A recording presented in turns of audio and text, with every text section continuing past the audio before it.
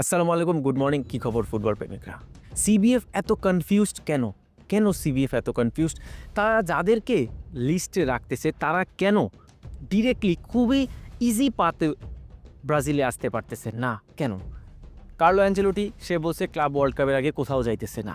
এখন আল হিলালের কোচ যে George Jesus, যাকে ব্রাজিল টপ প্রায়োরিটি দিয়ে রাখছিল ১ নম্বর কোচের, এখন তাকেও আল হিলাল বলে দিছে যে না, ক্লাব ওয়ার্ল্ড কাপের আগে সে কোথাও পা দিতে পারবে না, কোথাও না।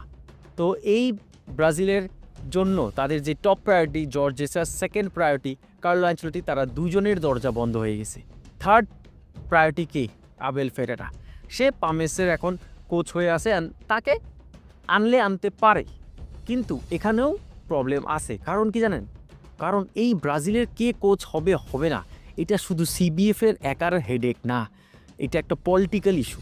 একটা পলিটিক্যাল ইস্যু, বুঝতে পারতেছেন দেশে কি চলতেছে ওদের? এটা একটা পলিটিক্যাল ইস্যু। লেজেন্ডদের তরফ থেকে এই জিনিসটা লিক হচ্ছে যে কে ব্রাজিলকে কোচ করবে সেটা শুধু সিবিএফ ডিসাইড করতে পারে না। সো যারা লেজেন্ডস আছে তাদের প্রেশার আছে, পলিটিক্যাল ইস্যু, গভর্নমেন্ট যারা আছে এখান থেকেও প্রেশার আছে।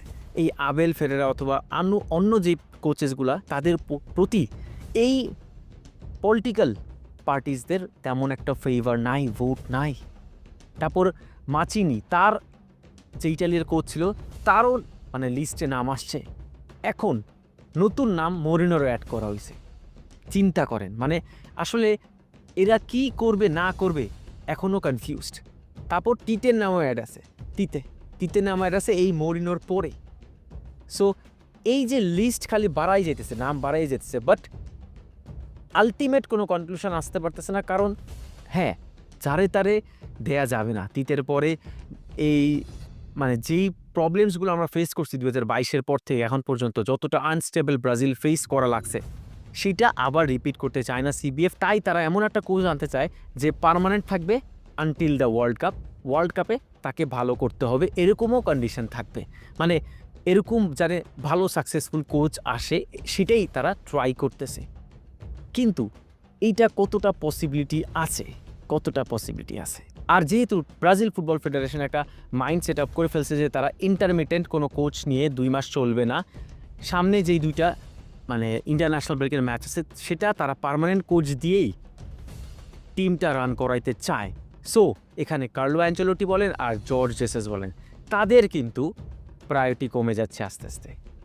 ব্রাজিল তো চাচ্ছে, কিন্তু তারা তো আসতে পারতেছে না, বিকজ তারা এক জায়গায় অলরেডি জড়িত আছে, ওখান থেকে চাইলেই বাইরে হওয়া যায় না। সব কিছুরই একটা টার্মস অ্যান্ড কন্ডিশন থাকে, সব কিছুরই কিছুটা বাধা থাকবেই সব কিছুতে। এখন তাহলে কে হইতে পারে ব্রাজিলের কোচ, সেটা আসলে বলাটা এখনও টাফ। কারণ কোনো কনক্লুশন ব্রাজিল ফুটবল ফেডারেশন থেকে বের হয়ে আসতেছে না। তারা মরিনোকে জাস্ট খালি অ্যাড করছে লিস্টে।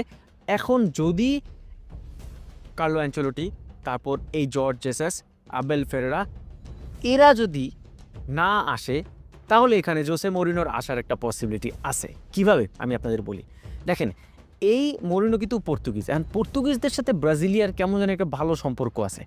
তাদের সব কিছু আমি জানি না, একটা সম্পর্ক ভালো তাদের। লিস্টে এই জর্জ জেসাস পর্তুগিজ, এই আবেল ফেরেরা হেও পর্তুগিজ, এখন মরিনো অ্যাড করছে সেও কিন্তু পর্তুগিজ। তো এই যে টপ 5 যাদের তাদের লিস্ট আছে, এর মধ্যে সবই পর্তুগিজ, ঠিক আছে? আর আছে কি? কার্লো অ্যাঞ্চেলোটি, সেই একমাত্র আছে যাকে অনেক দিন ধরে একটা ইউরোপিয়ান কোচ, পর্তুগিজ না, ব্রাজিলিয়ান না, তাকে ফেভার করা হচ্ছে as a top candidate of Brazil, একমাত্র এই কার্লো অ্যাঞ্চেলোটি। এখন জোসে মরিনো আসার পসিবিলিটি আছে বেশি, কারণ জোসে মরিনোর এখন যে টিম ফেনারবেক, তারা খেলতেছে না club world cup. So Moreno যে কোনো সময় চলে আসতে পারে, আর ব্রাজিল সেটাই চাচ্ছে। এখন একটা কোচ আনবে এখন ইমিডিয়েটলি, যে ওয়ার্ল্ড কাপ ম্যানেজ করবে আর সামনের যে ইন্টারন্যাশনাল ব্রেকগুলো আছে সেটাও ম্যানেজ করবে। সো এইটা জোসে মরিনোর জন্য একটা সুবর্ণ সুযোগ আমার কাছে মনে হয়। এখন জোসে মরিনো আসবে নাকি সেটা চিন্তার বিষয়, কারণ জোসে মরিনো একবার কিন্তু বলছে যে সে রোমার কোচ যতদিন আছে সে অন্য কোথাও যেতে চায় না। আর জোসে মরিনো আমার কাছে মনে হয় যে ইজ এ গুড চয়েস। কীভাবে? কারণ দেখেন, ব্রাজিল একটা আনস্টেবল একটা টিম, এখানে এত সুপারস্টার আছে, তাদেরকে ম্যানেজ করা কিন্তু ডিফিকাল্ট। আমরা কিন্তু কয়েকদিন আগেও শুনতে পারছি যে দরিবলের কথাবার্তা কিন্তু আমাদের সুপারস্টাররা শুনতেছে না, টিম সে কিন্তু ম্যানেজ করতে পারতেছে না। সো এরকম একটা কোচ লাগবে। এই কোচটা জর্জ জেসাস হইতে পারতো, কার্লো অ্যাঞ্চেলোটি হইতে পারতো, কারণ তারা ওরকম প্রোফাইল, তারা ওরকম অ্যাটিটিউড, ক্যারেক্টার বহন করে। আর এদের থেকেও ভালো প্লেয়ার ম্যানেজ করার সিস্টেম জানে কে? এই জোসে মরিনো। আমরা সবাই জানি যে এই সারা ঘাটতেরা কতটা, সে যেটা বলবে সেটাই হবে। সিবিএফের কোনো টাইম থাকবে না তার কাছে, সে যেভাবে বলবে, যেই প্লেয়ার যখন খেলতে হবে, সে যদি বলে ভিনিসিয়াস বসবে, বসতে হবে, রাফিনিয়া বসবে, বসতে হবে, যত সুপারস্টারই থাক তার গোনার টাইম নেই। আর তার হিস্ট্রি কিন্তু খুব ভালো, হিস্ট্রি একটা পারফেক্ট যদি বলেন, কোচ প্রোফাইল যদি দেখেন আপনি, খুব ভালো।